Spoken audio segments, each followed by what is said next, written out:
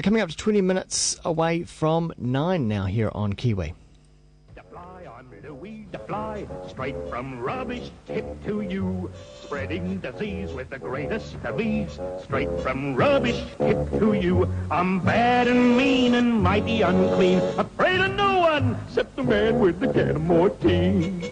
Hate that word, Mortine. Oh, that's a classic. Of course, it's good old Louie the Fly. No matter what generation of New Zealander you are, no doubt you would have had a Louie the Fly TV experience. Of course, we're talking ads, social media and aeroplanes with tgf.co.nz. Vaughn Davis joining us from an airport, actually, today. G'day, Vaughn. Yeah, from Auckland Airport. How are you? I'm very well, very well. Louie the Fly is to be no more, apparently. Yeah, the Louie the Fly jingle I remember best went bye-bye to Louie the Fly, and a story in the Sydney Morning Herald earlier this week suggested it might be bye-bye to the character. Louie the Fly has been around since 1954, which Crikey. just blew my mind. Maybe the PG Tips chimpanzees might have been that old, but they're gone burgers now. Interestingly, named after a taxi driver on the way to the client presentation back in 1954, which is pretty cool. Yeah. But whoever owns Mortine now, probably the Transchemical Hotel Conglomerate Airline Corporation of Tokyo, I don't know. Yeah. Announced that he's curtains. Gosh, he came out of the Mad Men sort of days, didn't he? And the Chesdale days. Yeah, well, pre-Mad Men, pre-Chesdale, in fact. But I don't know. I'm getting a bit dubious because at about the same time they announced that Louie the Fly was going bye-bye, they set up a Facebook page for Louie the Fly, which currently has 9,000 members or so. So the whole thing might just be set up as a bit of a stunt, bring back Louie, all that sort of thing. So we shall see. So it might not quite be bye-bye yet for Louie the Fly. One to watch. The funny thing was, I always thought as a kid, with that campaign, is that I felt sorry for Louie the Fly and the fact that he was being killed all the time because he seemed like a cool character. Yeah, he was killed hundreds of times, and at one stage I think he was killed by a fly spray tin that turned into a sort of a transformer robot with machine guns. That's right. It was merciless. Absolutely merciless. Yeah, indeed. All right, well, moving along now to something else that's... actually, no, shall we skip to the one that you sent me yesterday, which I noticed as well? It was something called Drive Recklessly. Drive Recklessly, yeah. This is a really interesting seatbelt campaign from the United States. An accident. It starts off as an ordinary seatbelt ad saying, at 60 miles an hour this happens, but if you slow down to 55 miles an hour, this is what happens. But then there's a twist. And the twist is... Are you going to show the twist? Okay, well, I'll have to forward through to the twist. The twist is... Okay. The twist is the guy that she runs over as Hitler. And you know what? Maybe sometimes it's good to drive at 65 rather than 60 because not all pedestrians deserve to live. So drive recklessly, folks. Unexpected, really funny. Such a good point. Such a good point indeed. Yeah. All right, let's move on to something that's sweeping social media at the moment, and I hadn't heard of it until you pointed it out, but now I'm starting to get it. It's called Nick Minute. Actually, I'll play the quick clip that's kicked it all off. Stand by. Left my scooter outside the dairy. Nick Minute. Now that's a skateboarder, apparently a reasonably well-known skateboarder. Is that right, Vaughn? Yeah, I hadn't heard of him until there was a 2020 documentary around 3 months ago. The guy called Levi Slavin, and absolutely courageous and insane. They may be different things, I'm not sure.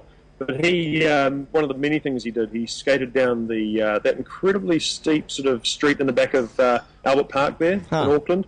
Skated down that at full tilt. I mean, I don't think any of his skin is original. It's all been grafted and replaced. Yeah. But this clip may have come from the 2020 doc itself. But anyway, it's become a meme. By which I mean it's something that people on YouTube and social media have picked up on, paid tribute to, and it's becoming part of the vernacular, which is pretty cool because little old New Zealand. I think the last one we had was Beach Daz in terms of New Zealand sayings that have taken off. So it launched went on YouTube 16th of August. It entered the Urban Dictionary 5th of September and has now had around 410,000 views, and more interestingly, 690 tributes and parodies. Wow! You're right. You see a lot of it on Twitter and Facebook. Len Brown, there I was running the Rugby World Cup neck minute. Yeah, like this Skype call is going fine. Suddenly, neck minute. Yeah. Happy feet paddling around the Antarctic Ocean, neck minute, and so on, and so on, and so on. But the question is, though, are we laughing with him or at him? I'd like to think I'm laughing with. I mean, he's the man's a hero. He's an awesome skateboarder. He's got some sort of medical condition. I don't know what it is. That he looks a bit different to most people. Tell me what happened. He speaks a bit different, but he's a hero to those 409,000 people. To me, he's a hero like the chap. The video is called Maori Bomb Scare, but he was on TV3 News, and he was having some dots, as he says, at home, and then suddenly the police turn up outside, say there's a bomb scare outside, and so he's giving his explanation of what happened. He's a YouTube legend now as well, and it's funny. All these Kiwi videos are all starting to group together on YouTube in the suggested category down the right hand side. You've also got Blow on the Pie as a suggested one, so it's quite nice actually. We're getting our own little corner. We are. Hey, should we have a look at the flying equivalent of Levi Slavin? Indeed. Let's have a look at a chap called Jeb Corliss. Tell us about this. Yeah, Jeb Corliss. He's another madman. He's into winged suits. So this is sort of the whole Batman thing, jumping off a cliff and having, I guess, a bit like a flying squirrel costume and seeing how far you can glide. You glide pretty steeply, so you need quite a steep hill. But this guy jumps off a cliff in France and does pretty insanely well, comes very, very close to dying.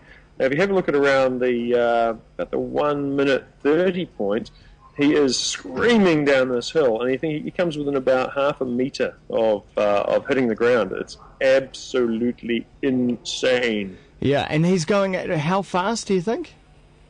Gee, I'm guessing he'd be going somewhere around 200 kilometres an hour. Wow. Terminal skydive. Well, it'd be a bit less than terminal skydiving speed because he's got that, high lift height. Here he comes. Just insane. And he breaks through some guys holding up some balloons. I mean, there is no margin for error at going at that speed, and you are definitely, you're plummeting towards the ground. You can't go back up. You can't glide back up again. You're permanently going down. You've got no afterburns. Yeah. There are guys with versions of these suits with slightly more rigid wings that do have engines on them. That's getting pretty crazy. But Jeb Corliss, he's worth having a look online. He's done a couple of other equally insane things. Appears to have smoking hot girlfriend. He's a good-looking guy. The boy's got it all. Yeah. So that fits our aeroplane feature quite well. The human aeroplane, that is. Human aeroplane. Who needs an aeroplane? Yeah, that's right. Add social media and aeroplanes, of course, up at tgf.co.nz, where you can normally see this as a video once more as well. And Vaughn Davis on Twitter. Thanks very much for joining us from Auckland Airport today, Vaughn. Okay, see you, mate.